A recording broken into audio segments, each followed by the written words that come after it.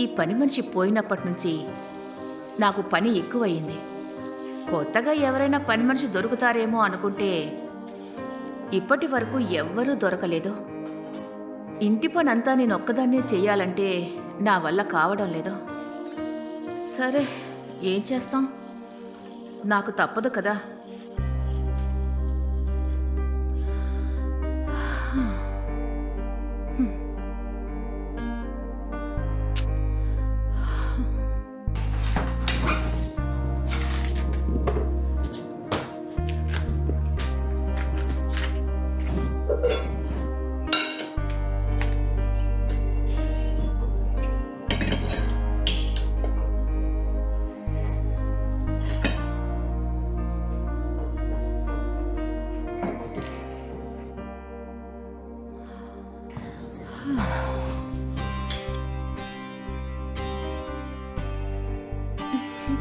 ఇదిగో, ఇంత పెద్ద అమ్మాయి ఉంటే కూడా ఏం ప్రయోజనం? ఒక్క పని కూడా చేయదు.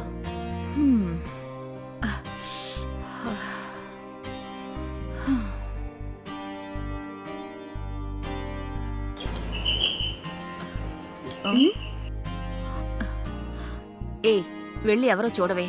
అది కూడా నేనే చూడాలా? వెళ్తాను, అరవకండి.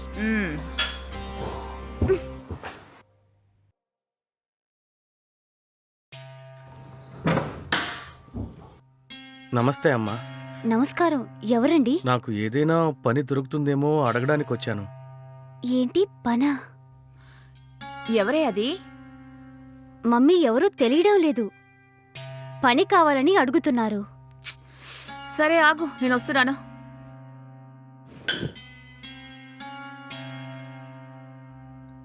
ఏం కావాలండి? నమస్తే అమ్మా, నా పేరు రాము. మాదొక చిన్న పల్లెటూరు. నాకు ఇక్కడ ఏదైనా పని దొరుకుతుందేమో అని వచ్చాను. ఇక్కడ వాచ్మెన్ పనున్నా గానీ ఇంకా ఏవైనా చిన్న చిన్న పనులున్నా చేస్తాను. ఈ ఇంట్లో పనా? సరే, నువ్వు వంటది చేయగలవా? చేస్తానమ్మా. నేను మా ఊళ్ళో ఉన్నప్పుడు వంట పనులకి వెళ్తూ ఉండేవాణ్ణి. అందుకే వంట చేయడం కూడా వచ్చు. అవునా? మరి ఇంకేం పనులొచ్చు? ఇంటి పని ఏదైనా చేస్తానమ్మా. అంతేకాకుండా బయటికెళ్ళి ఏవైనా సరుకులు కావాలన్నా తెస్తాను. ఇక్కడ వాచ్మెన్ లేడు కాబట్టి వాచ్మెన్గా కూడా నేను పనిచేస్తానమ్మా. సరే, మా ఇంటికి కూడా ఒక పని మనిషి కావాలి. ఎందుకంటే ఇంతకు ముందు ఒక పని మనిషి ఉండేది. ఆమె వాళ్ళ ఊరు వెళ్ళిపోయింది. నువ్వు చక్కగా పని చేస్తానంటే మేం పెట్టుకుంటాం. అలాగేనమ్మా, బుద్ధిగా చేసుకుంటాను. సరే అయితే, మా ఇంటికి వెనుక భాగంలో ఒక చిన్న రూమ్ ఉంది. నీకే ప్రాబ్లం లేకపోతే అందులో ఉండొచ్చు. నీకిష్టమైతే చెప్పు. సరేనమ్మా, అలాగే ఉంటాను. మీరే పని చెప్తే ఆ పని చేస్తాను. నీకు 3 పూటలా భోజనం కూడా మేమే చూసుకుంటాం. అంతేకాకుండా నీకు జీతం 13,000 ఇస్తాం. నీకు ఓకేనా? చాలా చాలా థ్యాంక్స్ అమ్మా. నేను చాలా బాధల్లో ఉన్నాను. మీరు నాకు పనిచ్చినందుకు చాలా సంతోషంగా ఉంది. సరే అమ్మగారు, నన్ను పనిలోకి ఎప్పటినుంచి రమ్మంటారు? ఆ, నువ్వు ఈ రోజే పనిలో జాయిన్ అవ్వచ్చు. సరేనమ్మా. నాకు తెలిసిన వాళ్ళ ఇంట్లో నా బట్టలవి పెట్టుకున్నాను. వాళ్ళకి నాకు పని దొరికిందని చెప్పి నా బట్టలవి తెచ్చుకుంటాను. సరేలే, వెళ్ళిరా. సరేనమ్మగారు, నేను త్వరగా వచ్చేస్తాను. సరే.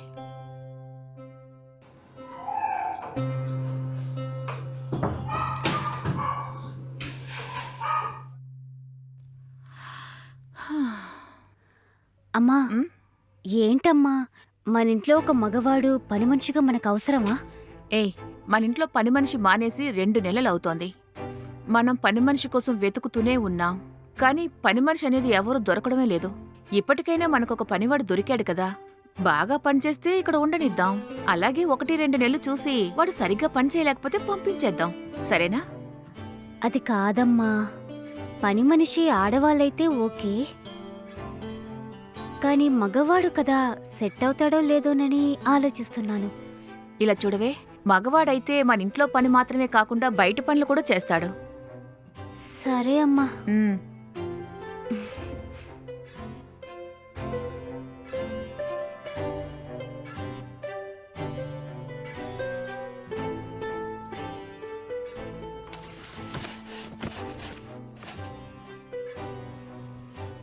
ఏయ్, పాలు తాగు.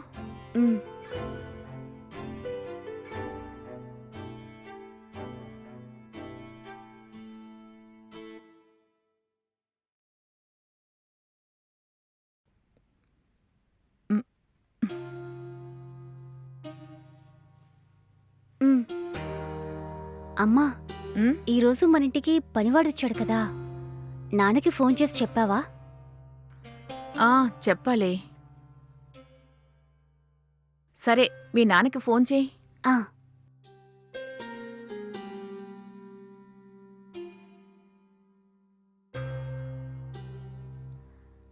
హలో. ఏంటమ్మా బంగారం, బాగున్నావా? బావున్నాను నాన్నా. మీరెలా ఉన్నారు? నేను బాగానే ఉన్నానమ్మా. మీ అమ్మ ఎలా ఉంది? ఏ, ఫోన్ ఇలా ఇవ్వు. నాన్నా, అమ్మ మాట్లాడుతుంది. ఏమండి, బాగున్నారా? నేను బానే ఉన్నాను. నువ్వెలా ఉన్నావు? ఆ, నేను కూడా బానే ఉన్నానండి.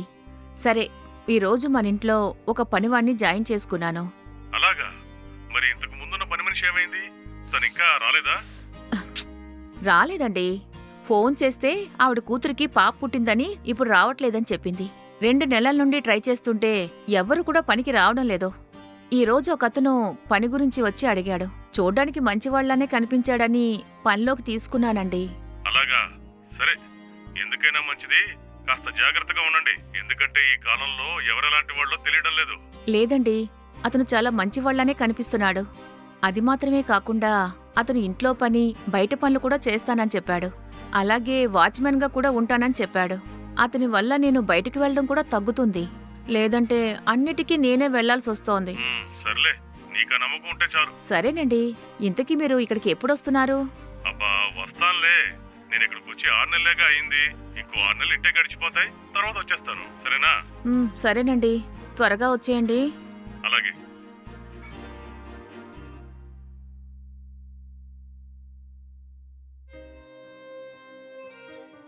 ఏంటమ్మా, ఆ పనివాడు చాలా మంచివాడని నాన్నతో ఎందుకు చెప్తున్నావమ్మా? అవునే, వాడు చూడ్డానికి చాలా మంచివాళ్లాగే కనిపిస్తున్నాడు. అదే కాకుండా వాడు చాలా బాధలో ఉన్నట్టున్నాడు. వాడెలా ఉంటాడో నువ్వు కూడా చూసావు కదా. అతని వల్ల మనకి ఎలాంటి ఇబ్బంది ఉండదని నేను అనుకుంటున్నాను. అవునమ్మా, అతను చూడ్డానికి నాకు కూడా మంచివాళ్లాగే అనిపిస్తున్నాడు. వాడికి నువ్వు పని ఇచ్చి చాలా మంచి పని చేశావు.